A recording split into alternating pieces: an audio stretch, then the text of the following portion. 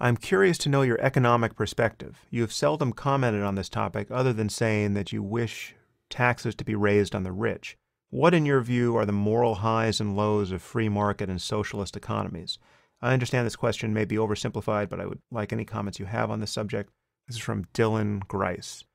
Well, I actually have written a few blog posts on wealth inequality, mainly, and those can be found on my blog. I think the first one is entitled How Rich is Too Rich. I think that's the first one. Anyway, they're all sort of linked to one another. And I think I wrote about this back in 2010 or thereabouts. I think wealth inequality is a real problem. And I think socialism in the extreme, is a failed response to that problem. It's not to say we don't need a social safety net. I think we do.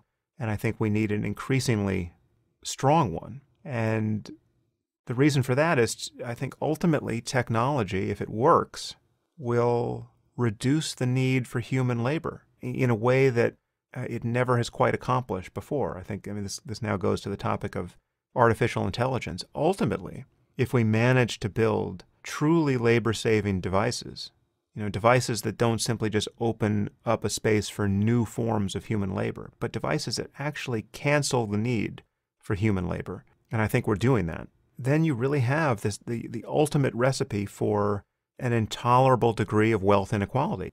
There are ways in which this can be mitigated by some democratizing force, where everyone has access to this technology. But I think ultimately we need something like a universal basic income. There has to be some way to distribute this kind of technological wealth more fairly to the rest of the world. And how you do that is the difficult question, but that you need to do that at some point seems to me to be a very easy question.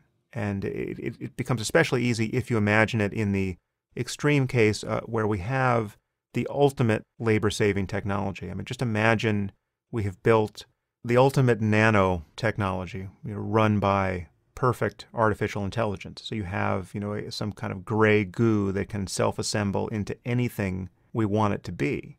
Any machine process can be built from scratch, molecule by molecule, so cheaply that basically it can all be done for the cost of raw materials, right? It's all powered by sunlight. This, on some level, is possible if we don't destroy ourselves in the interim.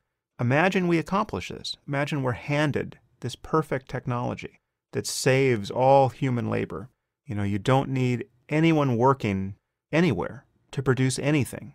And the smartest minds doing the design work are now machine minds. And we're all left with the freedom now to what?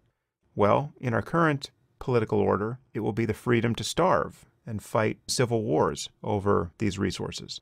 So we need to get this right. We need a system that can absorb the ultimate breakthrough in labor-saving technology, because the breakthroughs are coming incrementally. So we're still hard-pressed to understand how we're going to absorb self-driving cars once they become not only available, but mandatory, given the numbers of lives they will save. And this is coming on 1,000 fronts. So we need to design a world and a political order where, when there is no labor left to do necessarily, and we're all just free to create art and enjoy the creations of others and play frisbee and live in paradise, we have to be able to do that. And the only way to do that is to have a political and economic order that shares the wealth to some significant degree. And universal basic income is the best idea I've heard so far on that topic.